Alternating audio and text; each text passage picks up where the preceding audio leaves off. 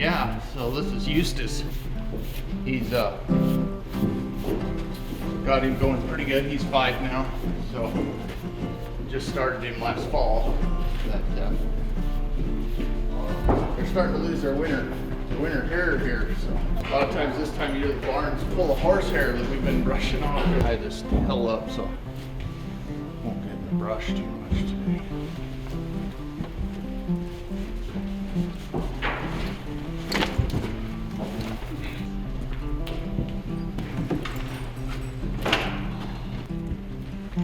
Oh, just about. This saddle is built on it's not a weight. Usually all my other ones are on a weight. This is a Will James tree. It's got swells and not as big a horn, and it's pretty nice. We really like it. Rawhide cantle binding and rawhide on the horn. It's pretty unique. And a good saddle. Some people like what they call post horn. It's just personal preference. We've kind of gone to the bigger horn. It seems like you get a better dally on them, and a lot of personal preference. It just says 2007 on this. Yeah. Can't remember, this is one of the first ones I built. So it's 1 or 2. I got 2 of these that look just alike.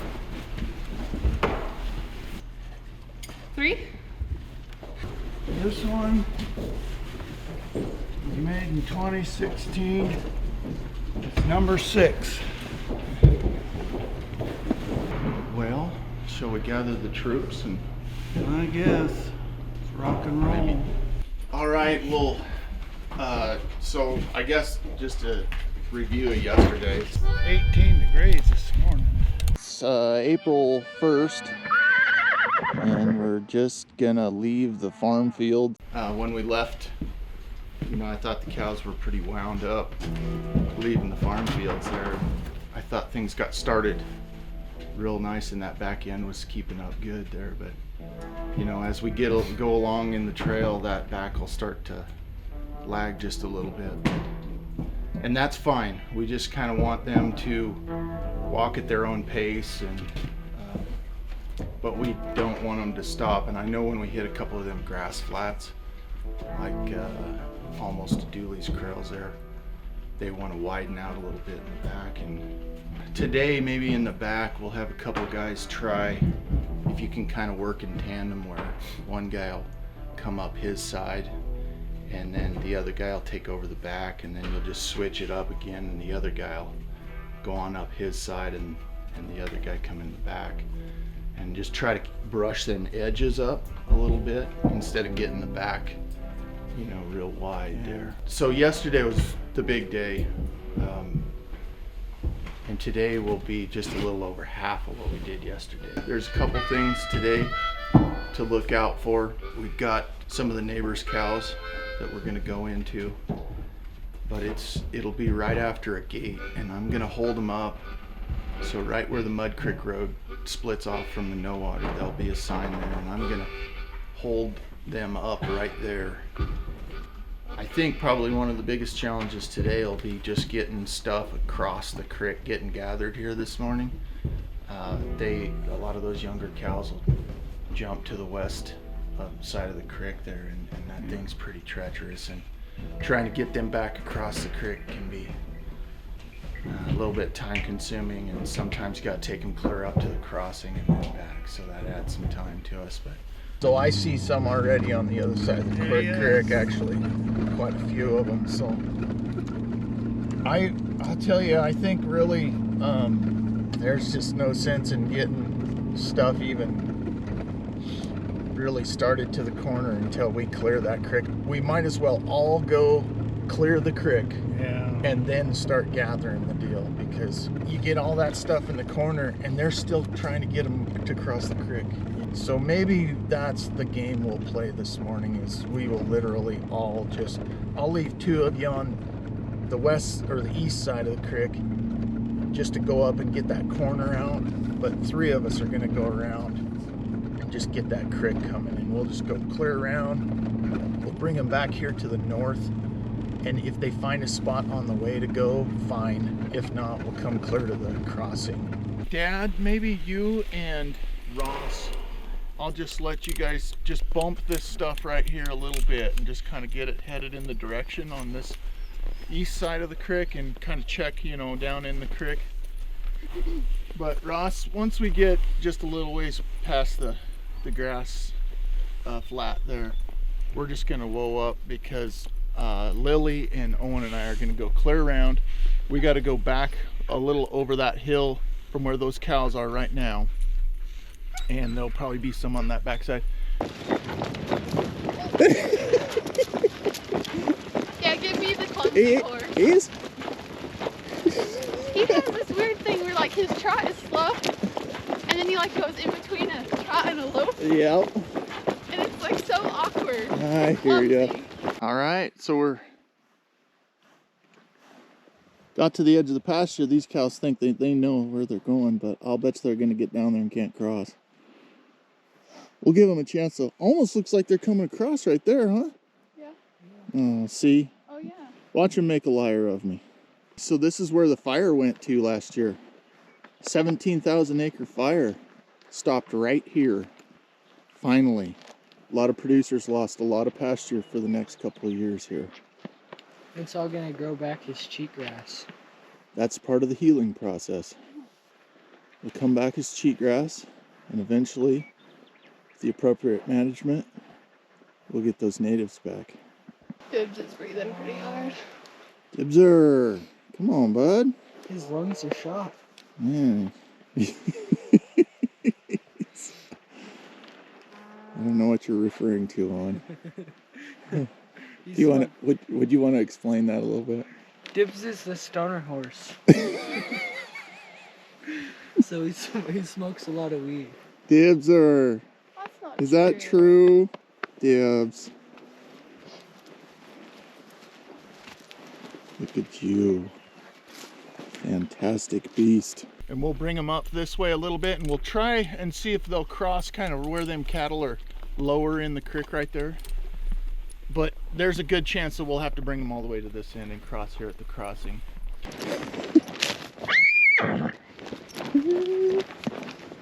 Some fresh horses this morning. Finding a spot in the creek. That's amazing. Get them, Dibs! Dibs acts like the slowest horse that we got, but actually, in a foot race, that sucker can stretch out now. I've whipped a lot of horses on Dibs before. Hey, we might have to let them come on back. There's a good spot right there. Is there? Yeah. All right, let's try it. Hey, get back now! Dang Kelpie dog. Hey, girl. Hey. Whoa. Fall off. A lot of times this is what we end up with, like 3 that just have a hard time. You know, there was probably 100 cows over here this morning. They all found a way across, and then you'll end up with 3. Where'd you cross at, Dad? There's a pretty good spot over there. All right, let's try that. All right.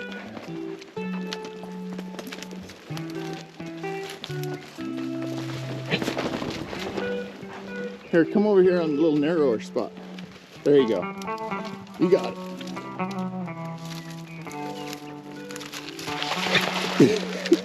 Not the most graceful creature. That's got to be a first. Get all of them Yeah, across on this end. right. And I mean, they wanted to come across. So. Yeah. Shoot, maybe you can train cows. I think it was useless. Oh, could have been. Just talking to the cows.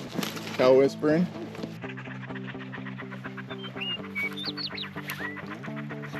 If I knew there was gonna be cameras, I probably would have brushed my hair this morning. one of us can go clear on down to that corner and Yes. bring things out. Yep, that would be perfect if you want to do that, Dad. And Ross, you'll just kind of get this stuff started. Rocky, shh, way over there. Shh, way over. Yeah, they went on through. And so then once we get across the creek and coming, then Ross, there's a fence up by where them cattle are there. So you'll go to that fence, and Dad, you'll kind of split the difference there. And you'll just take those and you'll push them right over the yellow flat there. Cows are pretty heavy with calves. Gonna start calving the 1st of May, so we'll get them out here and let them do it on their own. And that corner is right over all of that hill there that we're gonna go out of. Yeah, it's a dry spring so far. Gonna be a lot of dust today. We're hoping for some good timely rains now. There's green grass coming. You can't see it too much yet, but there's a little moisture in the ground down in there. Hopefully we'll get a rain here, get some good moisture. How's it going on? Good. Lily and I will be bringing up that far south edge, and we will crack the gate open when we get there. You may have to kind of take over some of our cows when we go through to get the gate. Okay. And then Lily and I'll stay up front. Lily, just stay right on my tail and we'll sneak up in here, get this gate. Kim Lundgren built this gate. Oh, yeah?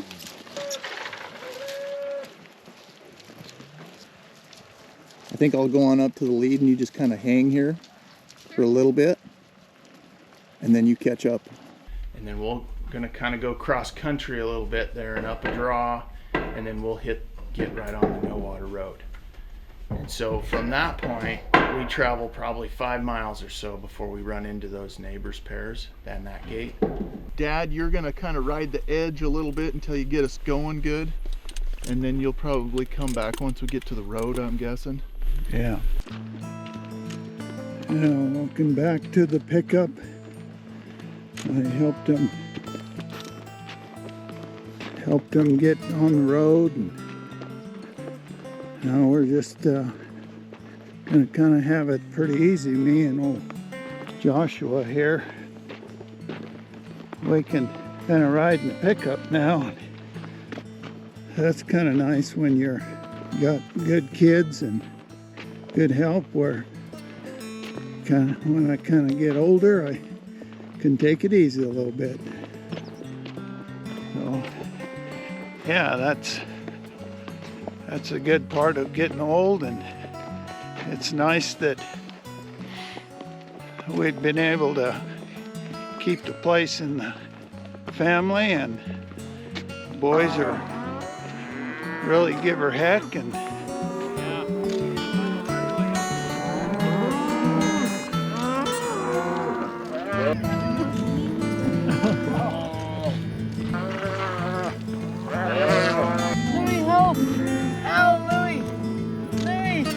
This is a little preemie baby. He's 3 days old today, and we're moving him and his mom into a bigger pen. We're keeping track of the numbers so we can see who's got the best record.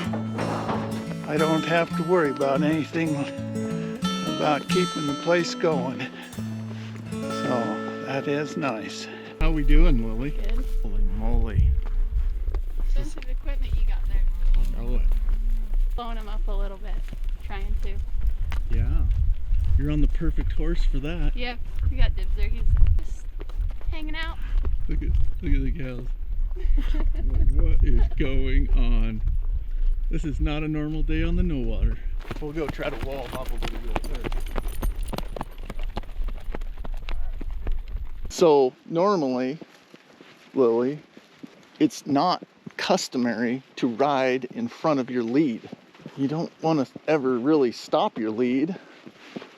And when they're going good, you just kind of stay out of their way. But, well, these are kind of fat beef cows, and the front will just kind of take off. They know where they're going, and they want to go. And the front is a little faster always than the back. So we don't want them to run, because if we just turned loose, they'd just run. They're kind of about a sprint right now, so pace themselves. We're here right now to pace them. So anyway, this isn't proper cow moving etiquette here, but it's what we got to do to whoa them up a little bit. I think we got a pretty good gap between this. I do too. I do too. I think we're about at least 2 miles strung out right now. Because there's a long line of cows, and it's all because of you. Actually, it's because of you. Dibs is good at blowing things up. Yeah. These girls are wanting to go. See, there's like 2 9,000s, and so those are first calf heifers, right? They're up here in the lead with these lead cows, so that's like really good, because they'll be future leaders. So there is no old 9,000s out here because they get left on the river. Oh. They're too old to come out here. So a 9,000 would be turning 12 this year. Yeah, so that's probably pushing it. I mean, not to say that they couldn't, but we just don't want to stress them out here. So we'll leave those girls home on the river where life is easy. It's always really appreciate the lead cows. Over the years, you'll get to know a few of them. You'll recognize their numbers, and they'll kind of always be up here somewhere close to the lead. Today, we've got this 9,000, 9018. She's just a heifer. We would have bred her last year as a yearling and just hauled her out as a bred heifer. So she's never made this trail before, but here she is in the lead, just getting great experience. And this is second day. I mean, yesterday they walked 16 miles, and they're very pregnant. And but they're happy to go where they're going. They love it, and they're always happy to come home in the winter too. They love that as well. So it's just a journey for them all summer. Start here in the lower country, eating on this, Badlands type country. And eventually we're going to head up to that peak right up there. And by June, middle of June, end of June, they'll be up there. We'll brand the calves that they have had by then. So when we get up here to this cattle guard, we're going to try to hold them up. And that gate, the gate's right next to the cattle guard. So it might be such a thing that I might take your rope and string it across that cattle guard just so that nothing tries to cross that. Because they are wanting to go this morning. And then I'm going to go through and I'll try to move some of those neighbor cows there. And you're just going to be in charge of kind of keeping them grouped right there. They may want to go down the fence to the west, or they may want to go down the fence to the east, but you might have to kind of hustle around there just to keep them right at the gate here. Okay. And we're just going to try to whoa up there so that we go through those neighbor cows all in one group. I don't think the neighbor cows generally don't ever want to go with us, but you just never know. I mean, every year is a little different. And so I'll part the waters and we'll get everything grouped up and we'll make an exodus through there, and I have a feeling we are going to be successful. There is a lot of Black Angus ambition behind us. Well, I don't see too many neighbor cows, Lily.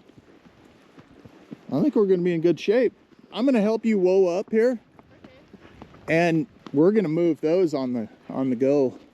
Then once we got those pairs kind of moved or situated where we think they'll be good, I'll cut those cows loose through that gate, and we'll be fairly well collected up at that point.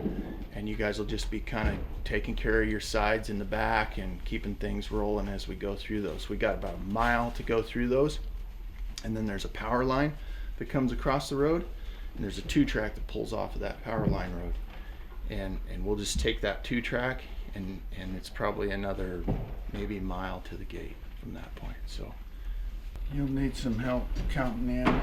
Yeah, I'll have Lily up there probably. So I do have to split 2 ways when we get There's 2 different gates, so I'll count in one gate so many head, and then I'll count in the rest into the other. Counting your blessings.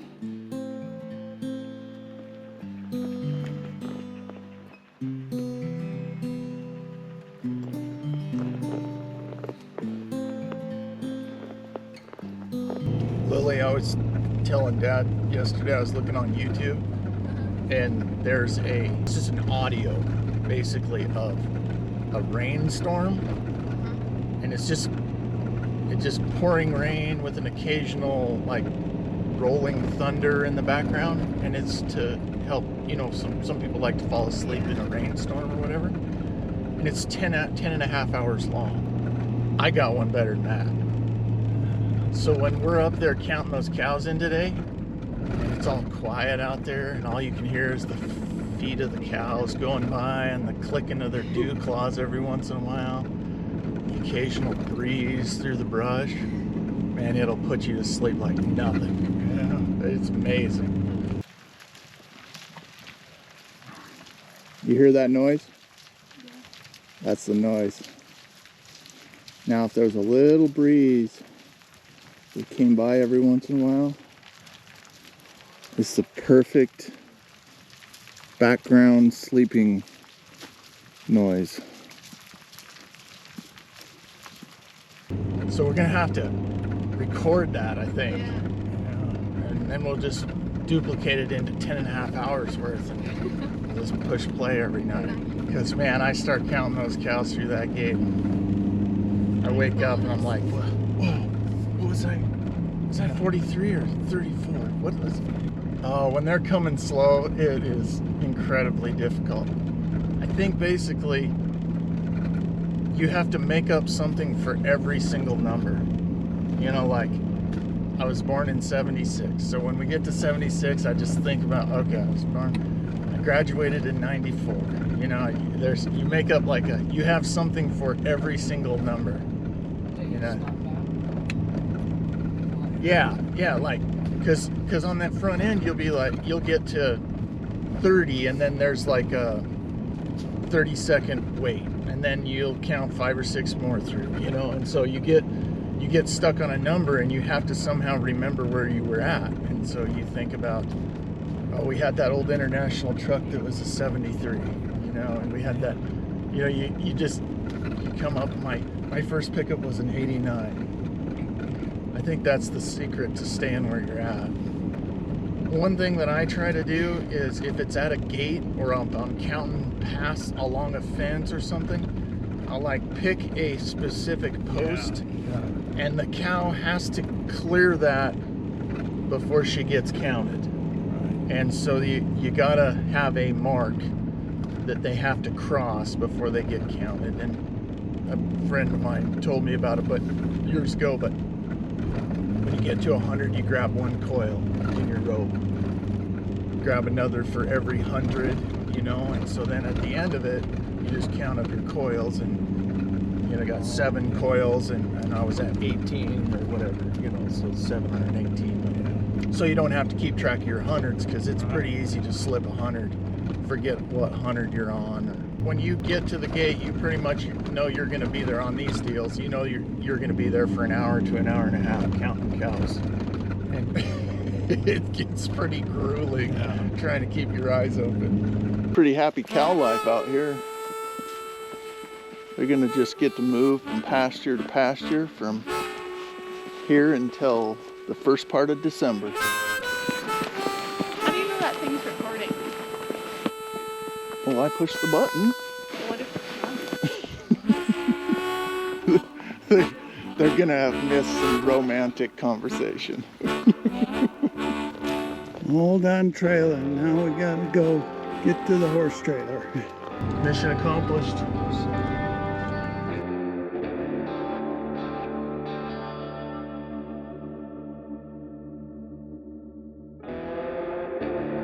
Don't forget to like and subscribe.